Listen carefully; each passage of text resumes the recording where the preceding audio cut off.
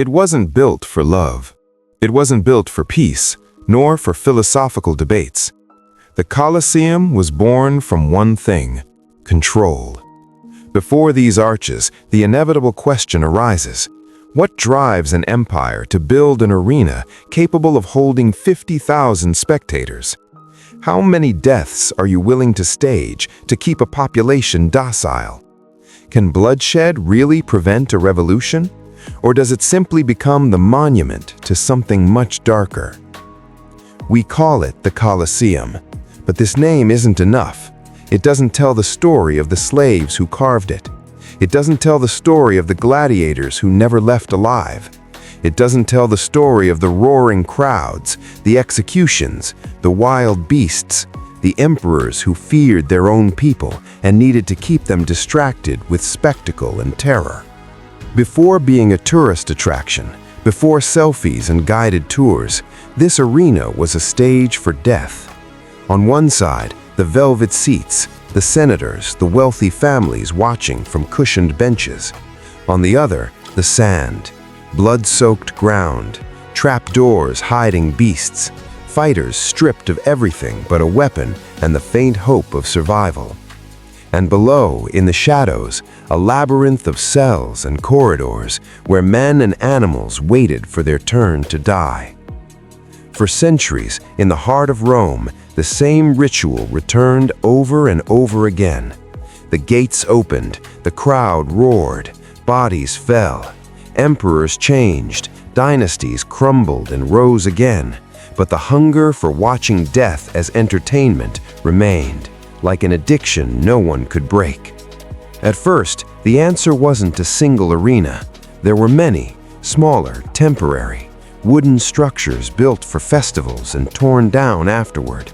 Makeshift stages in the forum where executions were performed quickly. Each generation added something. Each ruler held his games, convinced he was the one who could satisfy the mob forever. No one truly succeeded. Then comes a time when power becomes a project. A man seizes the throne with a fixed idea: to give the people something they will never forget, to build not just an arena, but a symbol of Rome's invincibility. The emperor, remembered by history as the one who ended a civil war and founded a dynasty, looks at the charred remains of Nero's palace and sees only one thing: wasted space. Space that should belong to the people, and he decides that a monument will rise there. From that moment on, the arena ceases to be a temporary stage and begins to transform into a single monument, a structure that must accommodate death on an industrial scale. No longer wooden platforms, but a body of stone, concrete, and iron. A beast that, in order to be born, demands the labor of tens of thousands of slaves. The first teams arrive at the site. There's nothing there but ruins, no foundations, no plans carved in marble, only the vision of architects and the brute force of those who will make it real. The orders are clear. An amphitheater will rise here. Gladiators, executions, naval battles will happen here. Here, where today there is rubble, someone will have to risk everything to fill the void. Men taken from conquered lands, slaves from Judea, prisoners from the wars, laborers dragged from the countryside. They're driven to Rome like cargo.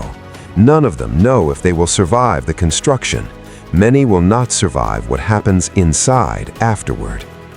For those who govern, however, the arena is not just entertainment. It is a message, a way to tell the entire world and their own citizens that Rome's power cannot be questioned, that the empire can crush any enemy, any rebellion, any dissent. What none of them imagine is that, centuries later, millions of people will walk through those tunnels, taking photos and videos, telling this story with ease, unaware that beneath every arch there could be a slave who died moving stone, a gladiator whose blood soaked into the sand.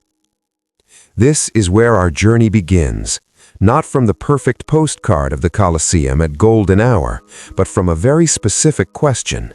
How much can the entertainment of an empire cost in lives and cruelty? The construction site of the Colosseum was born on cleared land, in a place where Nero's obscene luxury once stood. There are no modern tools, no steel beams, no concrete mixers.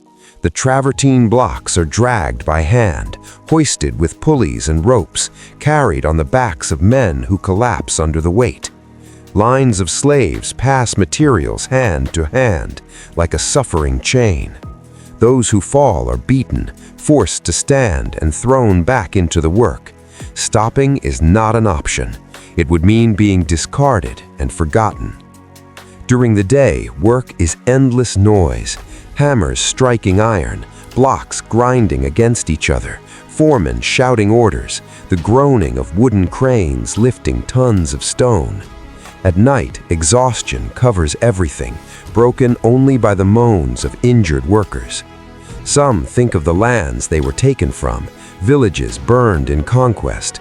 Others stare at the emerging structure, knowing they're building the place where others like them will die for entertainment. For those who govern, however, the arena is not just entertainment. It is a message, a way to tell the entire world and their own citizens that Rome's power cannot be questioned, that the empire can crush any enemy, any rebellion, any dissent. What none of them imagine is that, centuries later, millions of people will walk through those tunnels, taking photos and videos, telling this story with ease, unaware that beneath every arch there could be a slave who died moving stone, a gladiator whose blood soaked into the sand. This is where our journey begins, not from the perfect postcard of the Colosseum at golden hour, but from a very specific question. How much can the entertainment of an empire cost in lives and cruelty? The construction site of the Colosseum was born on cleared land, in a place where Nero's obscene luxury once stood. There are no modern tools, no steel beams, no concrete mixers. The travertine blocks are dragged by hand, hoisted with pulleys and ropes, carried on the backs of men who collapse under the weight. Lines of slaves pass materials hand to hand, like a suffering chain. Those who fall are beaten, forced to stand, and thrown back into the work. Stopping is not an option. It would mean being discarded and forgotten. During the day, work is endless noise, hammers striking iron, blocks grinding against each other, foremen shouting orders, the groaning of wooden cranes lifting tons of stone. At night, exhaustion covers everything, broken only by the moans of injured workers. Some think of the lands they were taken from, villages burned in conquest. Others stare at the emerging structure, knowing they're building the place where others like them will die for entertainment. The workforce arrives from conquered territories, Jewish slaves after the fall of Jerusalem, prisoners from Gaul, laborers from across the empire. The official explanation is simple, building a gift to the Roman people, but there's more to it. An arena of this magnitude doesn't just entertain the masses, it also serves to remind them of imperial power. It regulates who lives and who dies, who has worth and who is disposable. It's a constant reminder of the emperor's authority. If he can command this monument, he can command anything, including life and death itself. The more the arena grows, the more its true purpose emerges. An amphitheater can be massive, architectural genius, imposing, but it will never be greater than the fear of those who needed it. The threat of rebellion doesn't disappear just because games are held. Citizens still whisper in the streets, plot in the shadows, remember the civil wars. The Colosseum delays anger, distracts, and complicates the life of would-be rebels. But it's not a perfect solution. It's a drug that needs constant administration. Beneath the arena floor, a network of tunnels and chambers spreads like veins. Each corridor is a prison, a staging area, a death row. Inside wait gladiators who have spent years training to kill or be killed. They sleep on stone, eat scraps, endure the psychological torture of waiting. Their task is to perform violence, perform bravery, perform death in a way that satisfies the crowd above. The arena isn't just stone, it's also a machine of spectacle. Trapdoors and elevators are engineered at strategic points. A suddenly rising platform can reveal a lion. An opened gate can release a condemned criminal into the sand. In a few seconds, the arena transforms from empty stage to killing ground. The crowd's roar travels through the marble seats, echoing off the walls, creating a sound that performers below describe as the voice of a monster demanding sacrifice. As the decades pass, emperors change. Some neglect the arena, letting it fall into disrepair. Others renovate, expand, add new features. Each era leaves its mark. New seating sections, new underground chambers, new ways to kill more creatively. At certain times, even a paradox. Christian emperors who once would have been fed to lions now sit in the Imperial box, watching the same brutal games their predecessors invented. Later, as Rome's power wanes, the Colosseum is repurposed. No longer an arena, but a fortress, a quarry, even housing for the poor. Stones are stripped away to build churches and palaces. Earthquakes crack its walls. Nature begins reclaiming what humans built. The arena transforms from a cathedral of death into a ruin haunted by its own history. From the outside, the Colosseum rises and curves, tier upon tier of arches creating a wave of stone. At its feet, modern Rome, traffic, tourists with gelato. Further away, the Forum, the Palatine, the layers of history built on history. For the population living near this ruin, the Colosseum represented simultaneously fascination, horror, and mystery. It was the place where their ancestors cheered for death, where the boundaries of civilization were tested and broken. Over time, a belief arose that still circulates today.